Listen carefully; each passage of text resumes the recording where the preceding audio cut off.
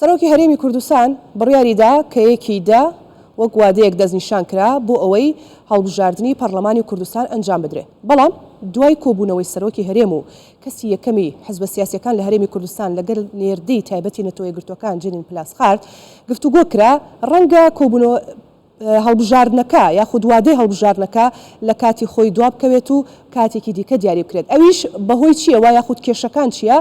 دوو کێشەی سەرەکی یاخود گرنگترین هۆکارەکان ئەوەیە کە یەکێکیان کاراکردنەوەی کۆمیسیۆن و ئەوی دیکەیان یاسای هەڵبژاردنە. کەواتە گفتوگۆ لەسەر ئەم پرسە دەکەم بە میوانداری بەڕێز نەبەز مستەفا بەڕێوەبەری مەکتەبی هەڵبژاردنەکانی حزبی شیوعی کوردستان کە بەڕێزیان ڕاستەوخۆ لە هەولێرەوە لەگەڵمان دەبن. بەڕێز نەبەز شەوتان باش، سوپاس بۆی کە ئامادەن لەگەڵمان.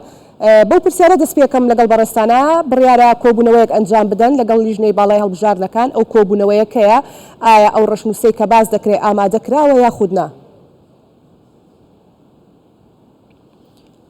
سڵاو لە ئێوەش لە بینەرانی کەی 24 سەبارەت بەو ڕەشنووسێک کە ئامادە کرابێتن نەخێر تا ئێستا ئەم ڕەشنووسە ئامادە نەکراوە، بەڵام ئێمە لە کۆبوونەوەی ڕابردوو کە لایەنە سیاسیەکان لە سەرۆکایەتی هەرێمی کوردستان کۆبوونەوە گفتوگۆمان کرد لەمەڕ دوو بابەت. ئێکەیان پەیوەندی بە گۆڕینی کۆمیسیۆنی هەڵبژاردن یاخود چۆنیتی یاساکە یاسای هەڵبژاردن چۆن بەڕێوە بچێتن. طبعا لایەنەکان بیر بۆچوونی جیاوازیان هەبوو لەمەڕ ئەو بابەتە، هەر لایەنە بۆچوونی خۆی خستە بەردەم ئامادەبووان بە ئامادەبوونی نوێنەری سەرۆکایەتی هەرێمی کوردستان و نوێنەری نەتەوە یەکگرتووەکان. لایەنەکان بەشێکیان لەگەڵ ئەوە بوون کە یاسای هەڵبژاردن یەک بازنەی بێت، لایەنی تر لەگەڵ ئەوە بوو یاسای هەڵبژاردن فرە بازنەی بێتن. لەسەر مەسەلەی کۆمیسیۆنیش ڕای جیاوازیان هەبوو بەڕاستی. باشە کاک نەبەس، لەو گفتوگۆی کە کردوتانە لەو پێشنیازانەی کە کردوتانە خاڵی هاوبەش زیاتر بوون یا خاڵی ناکۆک؟ ئەوەی کە زیاتر گوترا خاڵی هاوبەش ئەوە بوو کە هەمویان متفق بوون لەسەر ئەوەی لە نزیکترین کاتدا بکرێتن. پێشنیاری خرا بەردەم ئامادەبووان کە نوێنەری نەتەوە یەکگرتووان خستێ بەردەمیان لە کۆبوونەوەی یەکەم کە لە مانگی سێ ئەگەر بکرێتن پرۆسی هەڵبژاردن ئەنجام بدرێتن سێی داهاتوو. بەڵام تا ئێستامە یەکلانە بۆتەوە لەبەر ئەوەی بیر بۆچوونەکان بەڕاستی جیاوازن لەسەر هەم کۆمیسیۆن هەم لەسەر یاسای هەڵبژاردن.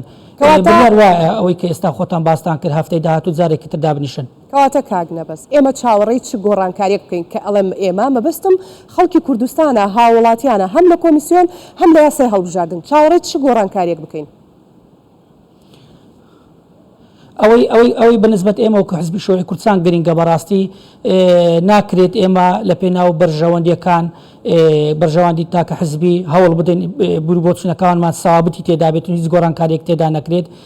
مادام دانووساندن هەیە دەبێت بە عەقڵێتی دانووساندن گفتوگۆ لەگەڵ یەک بکەین، دەبێت لێک نزیک بوونەوە ڕوو بداتن چونکە لە ئەنجام لە هەمووی گرنگتر ئەنجامدانی پرۆسی هەڵبژاردنە ناکرێت ئەمە ئەو مافە لە خەڵک بستینەوە چونکە ئەمە مافی خەڵکە بۆ 4 ساڵ دەنگیان بە کاندیدانی خۆیان داوە ئەو مافەلای ئەوانە کە چۆن ئەنجام دەدرێتن. بۆیە باشتر وایە ئێمە ئامانجی سەرەکی ئێمە ئەوە بێ تا زووە پرۆسی هەڵبژاردن ئەنجام بدرێتن نەوەک ئێمە قسە لەسەرەوە بکەین کام یاسا لە بەرژەوەندی ئێمەدایە و کام یاسا لە بەرژەوەندی کۆمیسیۆنێک باشە لە بەرژەوەندی ئەوە بەڕێوە بچێتن.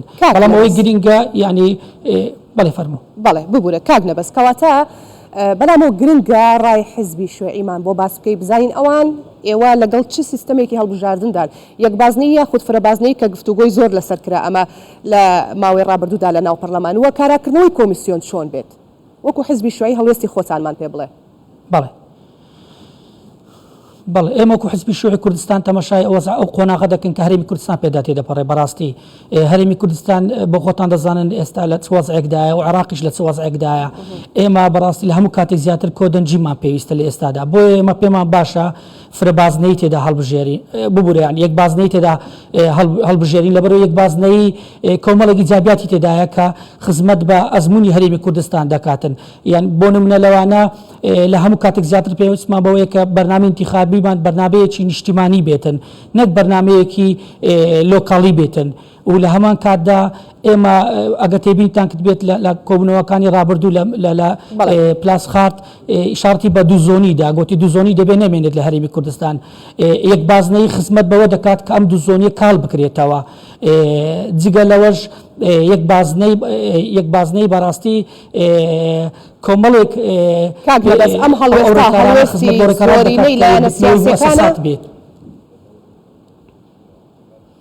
وەکو هەڵوێستی بەشێکی زۆری لایەنە سیاسەکانە بەڵام ناکرێت برین هەر هەمویان چکە دابش بوون بەڕاستی بەسەر دوو بەرە بەڵام فرەبازنەیەکەش تێیدا ڕای جیاواز هەیە دەڵێت 4 بازنە بێ هەیە دەڵێت زیاتر بێ لە 4 بازنە هەیە دەڵێت ڕەنگە 3 بازنەی بێت بەڵام وەکو یەک بازنە بەڵێ لە بەشێک لە لایەنەکان زیاتر لە 4 لایەن 5 لایەن کۆکن لەسەرەوەی کە یەک بازنە بێتم لە هەموو کاتێکدا یەک بازنەی لە ئێستادا باشترە بۆ هەرێمی کوردستان و بۆ قۆناغە بۆی بەرنامەی انتخابمانی خیتابی سیاسی بێت سەبارەت بە کۆمیسیۆن وەکو حزبی شوعی کوردستان لەگەڵ ئەوەی کۆمیسیۆن بەڕاستی گۆڕانکاری تێدا بکرێتن نەکارە بکرێتەوە چکە کۆمیسیۆنێکە هەیە خاوەنی 5 حزبە کۆمیسیۆنی هەموو هەرێمی کوردستان نییە دەکرێتن مادام کۆدەنجێک هەیە لەسەر ئەوەی کە هەڵبژاردن لە نزیکترین کاتدا بکرێت دەکرێت ئەم کۆمیسیۆنە گۆڕانکاری تێدا بکرێتن و بەلایانی کەم گزارش لە فراکسیۆنەکانی ناو پەرلەمانی کوردستان بکاتن ئەو کات مزداقیەتی ئەم